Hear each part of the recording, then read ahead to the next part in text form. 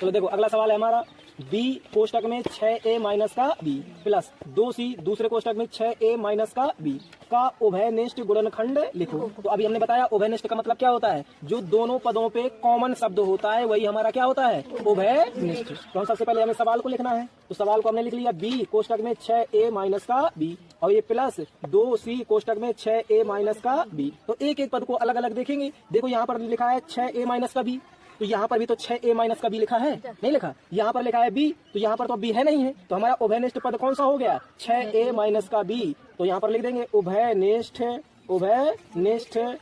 गुणनखंड, गुणनखंड क्या हो जाएगा, 6a माइनस का b। जो दोनों पदों में, क्वेश्चन नंबर 4 का पहला, 5x स्क्वायर माइनस का 5xy का गुणनखंड कीजिए। तो गुणनखंड करना है, तो सबसे पहले हमें सवाल लिखना है। सबसे पहले हमें सवाल, ये 5x स्क्वायर माइनस का 5xy। अब गुणनखंड कैसे करेंगे, तो दोनों पदों को हम देखेंगे कि कॉमन कौन सा शब्द है, कॉमन कौन सा शब्द है या कौन सा पद है। तो ऐसे हम कोष्टक लगा लेंगे। तो देखो यहाँ पर 5 है, तो 5 से कटने वाली कोई संख्या यहाँ पर भी है ना, क्या है 5। तो यहाँ पर 5 हमने बाहर निकाल लिया। यहाँ पर x की घात 2 लिखा है, तो मतलब x है यहाँ, तो यहाँ पर x है क्या है, तो मतलब यहाँ पर एक x है, यहाँ पर x की घात 2 है, तो दोनों में x कॉमन है, तो हमने दोनों में से एक x क्या कर लिया, बाहर निकाल लिया। तो ये तो 5 बाहर निकाल ही लिया है, x की घात 2 था तो एक x बाहर निकाल लिया है, तो यहाँ पर एक x बच गया और ये माइनस का चिन्ह था तो माइनस का चिन्ह। ये 5 हमने बाहर निकाल लिया है, ये x बाहर निकाल लिया है, तो यहाँ पर कितना बचा y। तो हमारा आंसर हो गया 5x।